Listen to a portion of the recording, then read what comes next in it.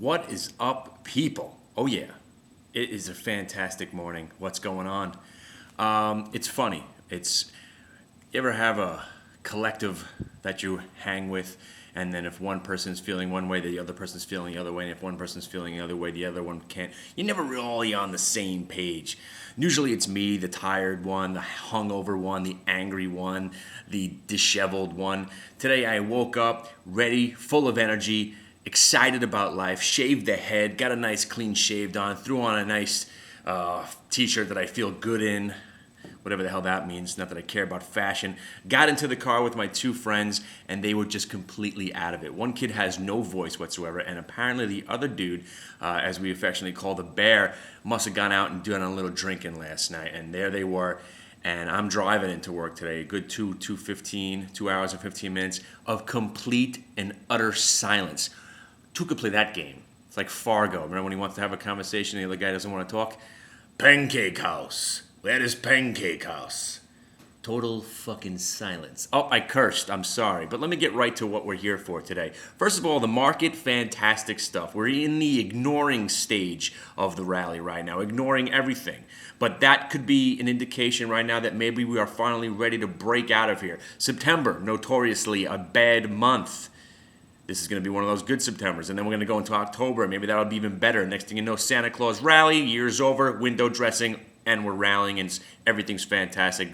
Everything winds up being positive for the year, and we just shake off what all this was. Because what happened right now is that the sellers, and you probably heard this time, are exhausted. You've exhausted the selling. The sellers have given up.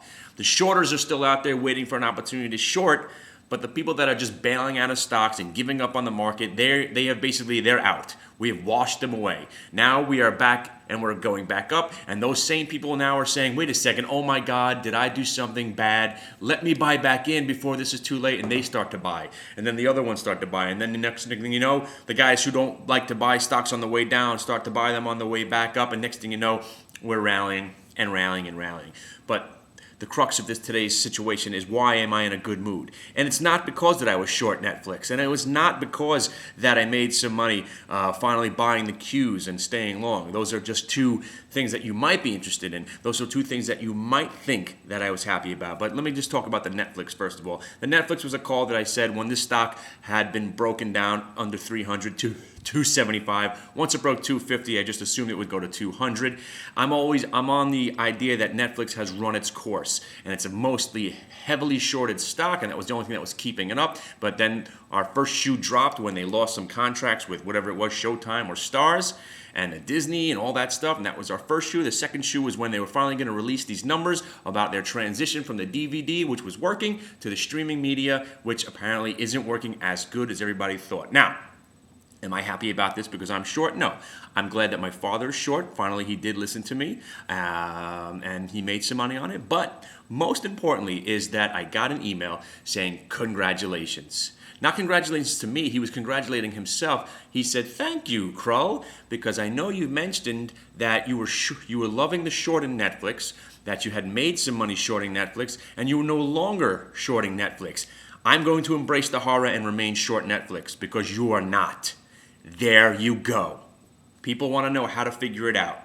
People want to know how to really profit from the curse. People really want to know how to make money from my misfortunes, to use me as a conduit for riches.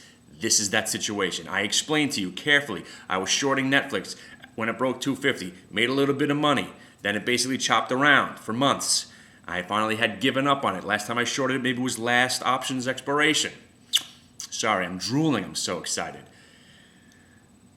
Thing is, this is the kind of email that makes me feel like going on, because no matter whether or not the haters believe it, I am here for you. That's all I'm ready to do. Whether it be if I trade or if I don't trade, whatever the case, when I talk about things and I don't do them, they work. Do what I say, not what I do. I wrote that. But more importantly is Mr. Vogel. Mr. Vogel. A guy that I've been talking to off and on, a guy that rips into me, which I appreciate because he's only ripping into me because he wants me to succeed, I believe. Unless he's just one of these guys who just likes to rip, and I don't care because that's fun too. I like people who express themselves. He emailed me the other day. Oh, through the calling me a dick and calling me names and, backhanded compliments and that kind of thing. He said, listen to this. I embrace the horror. I bought some FFIV when I noticed that you said that you sold it. That's why you need to follow my Twitter and StockTwit posts, which are, I think, at about 90% accurate.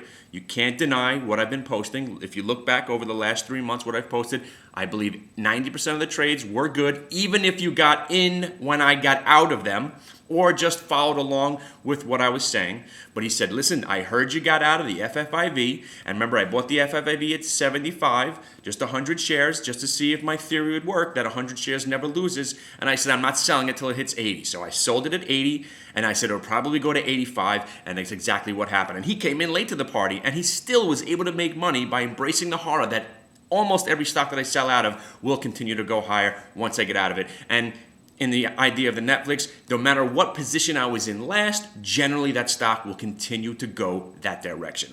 I know, it's happened to you. There's nothing special about that. This happens to everybody. But here's the difference. I'm bottling it, I'm packaging it, and I'm handing it to you. That's what I do. I am here to suffer for you. And Mr. Vogel, I thank you for appreciating that. And he wrote me an email. He's like, why didn't you call me back? I'm tired of chasing you around like some little bitch. I love these emails. I love these emails. It shows me that you're interested, shows me that you're passionate about what's going on here. And whether or not you think I'm an emotional wreck, unstable, insane, whatever synonymous name you want to put on the tag that refers to me, the bottom line is, as long as you follow along, and when we start having this radio show, that's all we're going to be doing. We're going to be talking about what we're doing. And if you want to learn about charts, if you want to learn about something else that's not provided on the website, because my website, and you're going to be hearing this a lot, is a porthole, a wormhole. If you want to learn about something, you want to learn something that's not on the website, I will direct you to one of my 20 friends that have their own blogs. You think this guy's interesting? You know what? Instead of posting on Hit the Bid, I will just send them to your site. So if you have a site, and you think you're awesome, which I know you do, that's why you blog, you gotta get your opinion out there, same as me, I love to tell people what I think. If you're one of those people and you wanna be part of the Hit the Bid family, just send me a banner, I'll throw you on the home site, just as long as you do the same for me. And if you think you have something smart to say, instead of putting it on my blog, we'll just send people to you so then we could all share in the traffic, because that's what it's all about, right? We want to feel good about ourselves, that people are coming to our site to see what we have to offer. So as long as you have a website, let me know what your website is if we haven't spoken in the past. And if we have, you're already going to be on the homepage. I don't know if the Fly and the iBank Coin crew is invited anymore. I haven't spoke to the Fly in a while. Stop posting my videos. What's the matter, buddy? What's the matter? I'm not as angry for you anymore? Is that what it is? Because I could be angry. Come on down to where we work down on Wall Street, and we'll show you some anger. I guess, we could have whatever you want to do. You want to go out harassing people in the street? Is that your game? I know what it is. You're probably just a shy little dude like me when you're at home alone. But when you're on that blog, you're just typing and typing and typing this angry banter that you do. But maybe you're just a really shy little fella that sits at home and does nothing and stares at the wall. Because if you think about it, that's what we all do. This is all internet persona. That's why I love the haters. The haters are the best. You can just spew as much stuff as you want because you're an anonymous internet goon. That's what you are, with no balls. But that's what the internet breeds. Okay, people, that's it. Mr. Vogel, yes. And that's just day one. And you got in late to the party on the FFIV. Imagine you would have been partaking in the SHLD, which I posted in the chat room at about 56 and change, and it went to 59, just like I said it would. It never ends, and it never will. HitTheBid.com. It's going to be huge.